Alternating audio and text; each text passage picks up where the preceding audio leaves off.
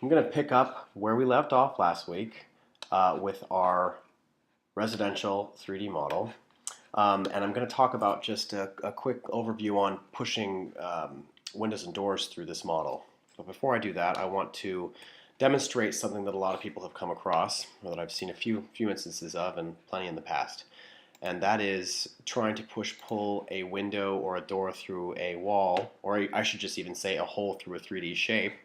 And one of the common things that happens is that I go to group it.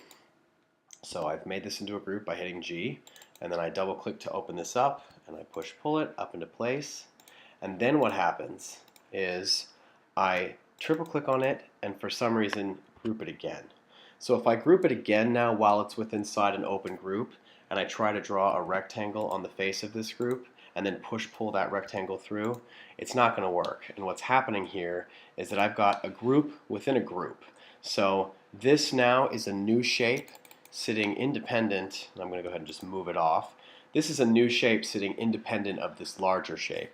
So it's always going to be really difficult, or I should say it's going to be impossible, to ever push or pull a shape through this unless I were to open it up again. And you can see now that I've double clicked on this, this has created a gray kind of washed out mask over the other shape, and that's because that's no longer participating with this group. So in order to handle this situation, what I have to do is I have to click out in space, and first thing I'm just going to triple click on this, and I'm going to delete it. So I've gotten rid of that shape. So I can tell that this is still a group within a group because when I click on it, I can see that it's got a blue border around it. What I want to do here is I want to right click and I want to explode.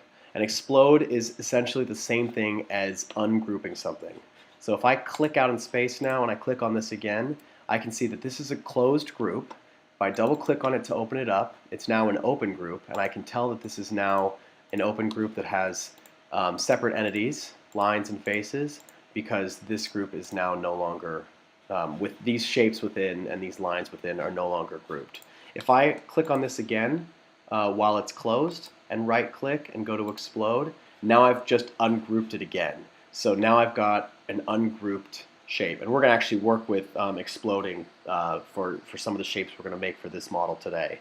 So stay tuned for that. Let me go ahead and delete that now. So hopefully that answers some of those questions. So as I go in and I do these doors and windows, what I'm going to do is I'm going to just say that in general my door height is, for my exterior doors, my door height is 7 feet, and for my interior doors I'll do 6'8", and we're probably going to assume that they're almost all 3 feet. So I know that I've got a door here, so I can hide this wall, and I'm just going to use another guide. I'm just going to click and drag from this point to this point and then type in 3 feet, enter. Oops, sorry, let's do that again. 3 feet, enter. Oh, it looks like it's a little bigger than 3 feet, so it looks like it's actually probably 3'6", so I'll just do another 6 inches and then unhide that. Now I can snap from here to here, from this point to that point, using my vertical line, and snap to that point again, and I'm just going to type in 7 feet, enter, up there. Go to my select tool, click on my group to open it, or to just acknowledge that I've selected it, and then double click to open it up. And I'm going to click on this face. I always like to do this because I like to just make sure that as I go and draw my rectangle on it, that I can see that I've made that separation there from this face to that face. So my last step now is to go with my P for push-pull, and first thing I'll do is I'll select the face, then P for push-pull, click once on this point, and click once on that face, make sure it says on face, click again, and now I can S for select and click out in space. So I can just kind of hide these walls as I go and just look around and see what do I have here. It looks like I only have windows on this wall, so I'm going to unhide that.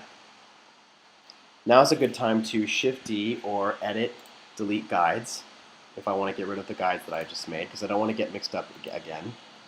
Here I'm going to H for hide, and I'm going to go with my tape, and I'm just going to pull in this direction until I get to the edge there. And then I'm going to do the same thing as I pull out in this direction. And then this time I can pretty much tell that it's 6 feet, enter. U to unhide that, and or edit, unhide. And now again, I'm just going to start from the outer edge, and I'm just dragging along that red. And if I really want to, I can hold Shift down, which is going to force it no matter where I go. So I can just use that guide as a snapping reference. And then click up in space, 7 feet, enter. Now S for select. I'm going to double click on this wall and get my rectangle going. Click from one point to the next, and then go to my select just to verify that I've created two separate faces. And now P to push pull, and push pull that in. S for select again, and close that down. Now, what I'd like you to do, and what I'm going to do just to get one of these started, is I'd like you to put the windows in the ground floor. So I'm going to unhide this wall. Let me go ahead and hide it again.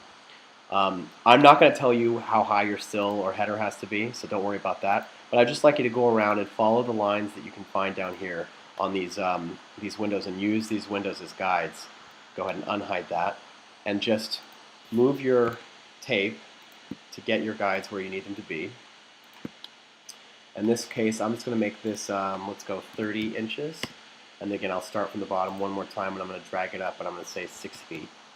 So here's my low window for this back room. I'm going to double click on this wall, select that face, do Shift R for my rectangle, and click from point to point. And now I can select that face and pull it in until I hit that face again. So go ahead and I'm not going to bore you to death by doing every single window in the place, because it's pretty much all the same thing. We're going to move on to how we can get to this curved stair here, and I'm going to introduce the scale tool to you in the next video. So I'm going to do a Shift D to delete guides, and go ahead and just add in the rest of your windows along the ground floor, and then we will move on to a new tool.